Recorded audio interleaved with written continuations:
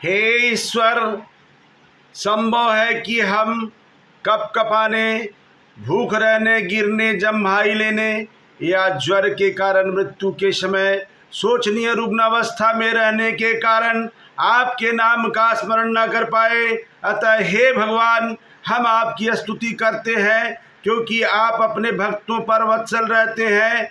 आप हमें अपने पवित्र नाम, गुण तथा कर्म को स्मरण कराने में सहायक है, जिससे हमारे पापी जीवन के सभी पाप दूर हो जाएं।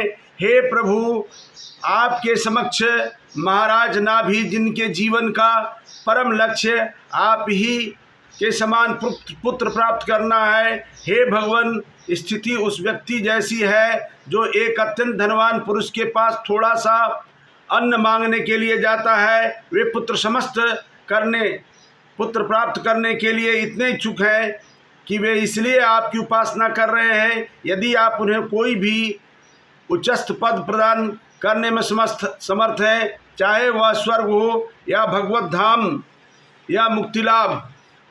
हे प्रभु, हे भगवान, हे पूर्ण परमात्मा, जब तक मनुष्य महान भक्तों के चरण कमलों की उपासना नहीं करता, तब तक उसे माया परास्त करती रहेगी और उसका बुद्धि मोहग्रस्त बनी रहेगी। वास्तव में ऐसा कौन है जो विस्तुल्य भौतिक सुख की तरंगों में न बहा हो। आपकी माया दुर्जेय है, न तो इस माया के पथ में कोई देख सकता है और न इसकी कार्य प्रणाली को ही कोई समझ सकता है। हे प्रभु, हे ईश्वर, हे अनंत, आपके अद्भुत कार्य करने में समर्थ हैं। इस यज्ञ के करने का हमारा एकमात्र लक्ष्य पुत्र प्राप्त करना था, अतः हमारी बुद्धि अधिक प्रखर नहीं है। हमें जीवन लक्ष्य निर्धारित करने का कोई अनुभव नहीं है। निसंदेह भौतिक लक्ष्य की प्राप्ति हेतु किए गए इस तुच्छ यज्ञ में आपको आमंत्रित करके हमने आपके चरण कमलों में महान अपराध किया है। अतः हे सर्वेश, आप अपने अहेतु की कृपा तथा समदृष्टि के कारण हमें क्षमा करें। सुखदेव गोस्वामी ने कहा, भारतवर्ष के सम्राट राजा नाभि द्वारा पूजित ऋत्विजों ने गद्य में ईश्वर की स्तुति की। वे सभी उनके चरण कमलों पर झुक गए। देवताओं के अधिपति परमेश्वर उनसे अत्यंत प्रसन्न हुए। भगवान उवाचा, पूर्ण पुरुषोत्तम भगवान बोले, हे ऋषियों, मैं आपकी स्तुतियों से अत्यंत प्रसन्न हूँ।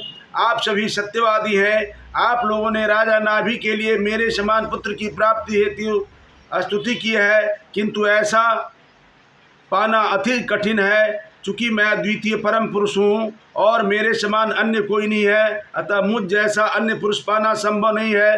तो भी आप सभी सुयोग्य ब्राह्मण हैं। आपका वचन मिथ्या सिद्ध नहीं होना चाहिए। मैं सुयोग्य ब्राह्मणों को अपने मुखारविंद के समान उत्तम मानता हूँ।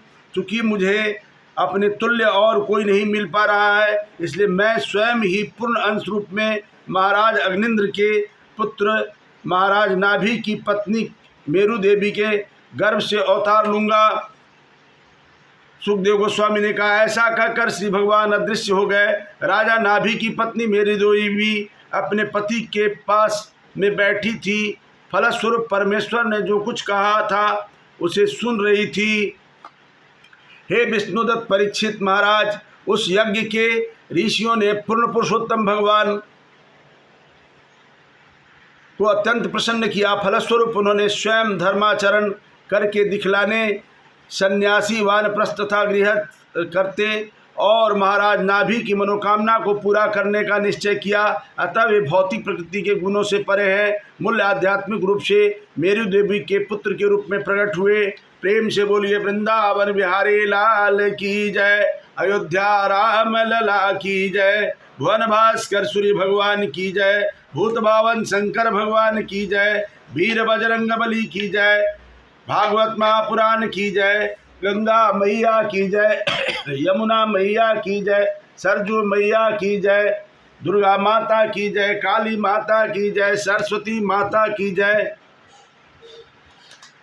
भगवती माता की जय, ब्रह्म देवता बाबा की जय, ग्राम देवता की जय, कुल देवता की जय, स्थान देवता की जय, वास्तु देवता की जय, त्वमेव माता च पिता त्वमेव, त्वमेव बन्धो च सखा त्वमेव, त्वमेव विद्या द्रविणं त्वमेव, त्वमेव सर्वं मम देव देव।